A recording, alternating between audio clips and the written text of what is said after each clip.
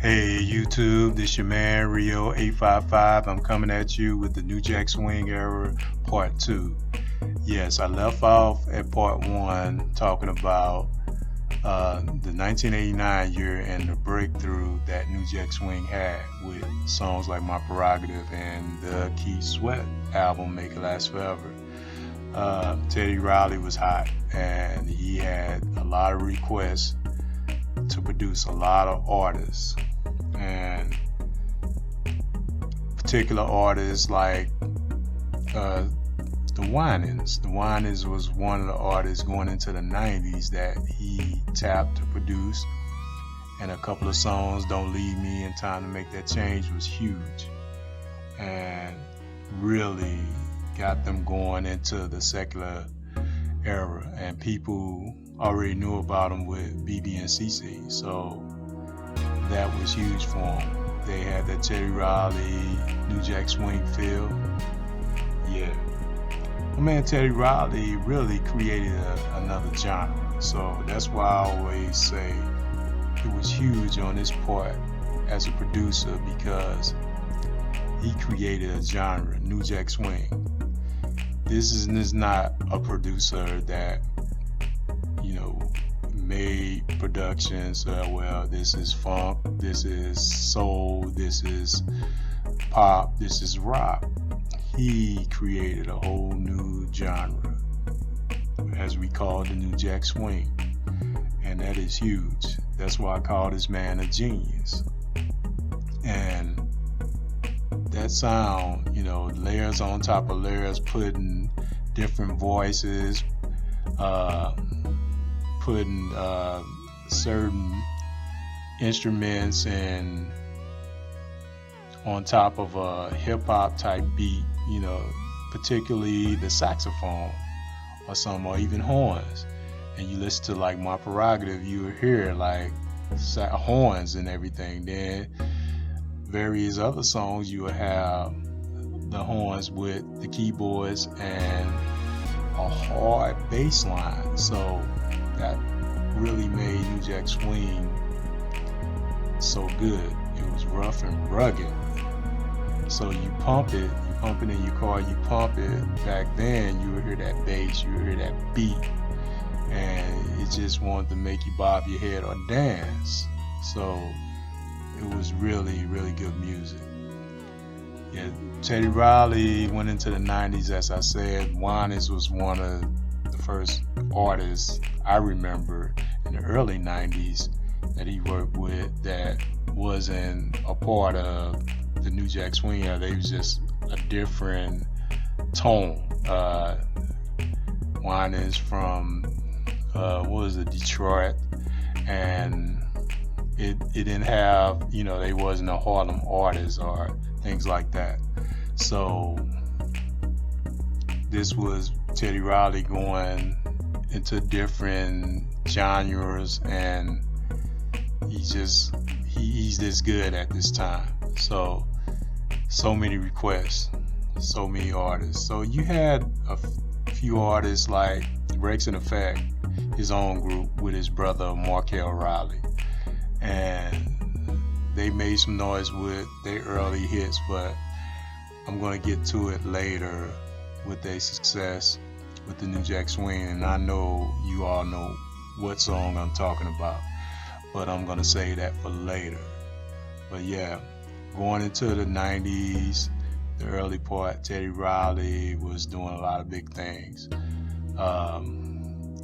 People like Tammy Lucas and just a lot of artists, but I want to get to some of the big artists he worked with. Particularly 1992. It was a good year for my man Teddy Riley. Working with Michael Jackson. Wow. That was huge. You're gonna have a hit with Mike, but Mike was looking for a different sound for his Dangerous album, and the hottest producer out there was Teddy Riley. you had LA and Babyface, you had Jimmy Jam and Terry Lewis, but Teddy Riley was on another level. He had a different sound. And this was the big breakthrough. This was the song that put him over the top. Remember the Time, 1992. A #1 hit, pop R&B for MJ. And this was huge for Teddy Riley. It said Grammy nominated Teddy Riley, Grammy Award winner Teddy Riley. And Remember the Time took him to superstardom and made him a household name. Yes. And going off that success, that's because he created some 4 years prior that was huge and just was on another level. So skipping to 1992, really where Teddy Riley became superstar. And his group Rex in Effect had a hit in 92. Rump Shaker. This was a huge hit. I think it was #2 on both sides, pop R&B. I don't have my notes, but in my head, I'm surely it was #2 hit. And this was huge. This was like an anthem song for girls with big butts, and a lot of songs came out at the time, Rump Shaker or Baby Got Back. So this was one of those songs. And man, you can't go to a club at the time without hearing this song. So really, you had Teddy Riley in a different light. You might have him with the whinings, then you have him, rump, shake, shake, shake your rump. But it just let you know how diverse he was really diverse, and he can do a lot of various things. So, Teddy Riley, he was just hot. And Teddy Riley also, at that time, worked on Bobby Brown's follow-up to Don't Be Cruel. And I think the second single was, or one of the third singles, I remember Get Away, because Humping Around was, done by LA and Babyface. And Get Away was real funky. It was a funky song, probably the best song to me on that album. And yeah, this was hot, but it didn't have a really big effect on like Don't Be Cruel in My Prerogative, but it was still a big hit, top 10 pop and R&B. But yeah, Teddy Riley was hot. He just had a lot of requests for a lot of things, and New Jack Swing era was still dominating. It had so many influences. Like I said, people like Prince was influenced by it and kind of changed his style, and even got over to rap artists. Like you think about Bone Thugs and Harmony, they was doing New Jack Swing, singing, rapping their way in the music. That was more of a New Jack Swing type, and it really had a lot of big influences. That music, New Jack Swing, and it was just popular around 90 to 90, I say 96, but during that in the middle time, it was on. It had a lot of great art, but it was kind of slowing down because gangster rap had took control, and so Teddy Riley changed again after the second album with God, which was a hit, but it didn't have the same tone as the first album. So he formed Blackstreet, and Blackstreet made noise with their first album. I'm not going to get into that, but you know what song I want to get into. The second album, and No Diggity. It's one of the biggest hits of Teddy Riley's career. huge. I think he spent like 5 weeks at #1 on the pop charts in R&B, and it was a huge success, platinum selling hit. I think over 2 million copies, and it really solidified him and put him in history. So yeah, when he was with Blackstreet, I think that was probably the end of the New Jack Swing era.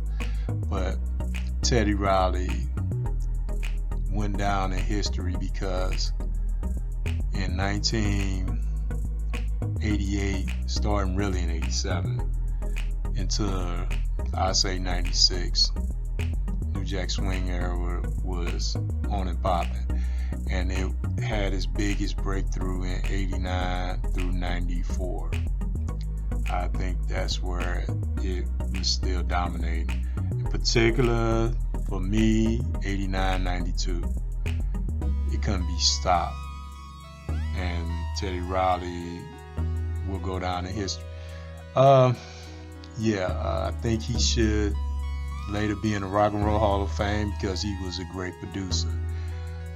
You know how the Rock and Roll Hall of Fame is? They full of shit, and it's a lot of artists that hasn't even been in there yet.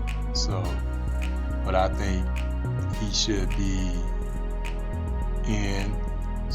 As Babyface, LA, they should be in. Jimmy Jam, Terry Lewis should be in. Writers and producers. Great contributors. And this is all I have to say about this. And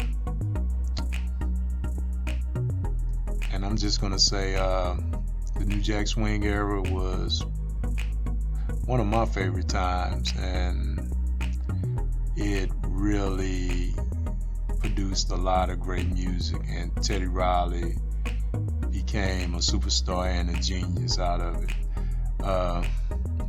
Like I said, I got a New Jack Swing playlist.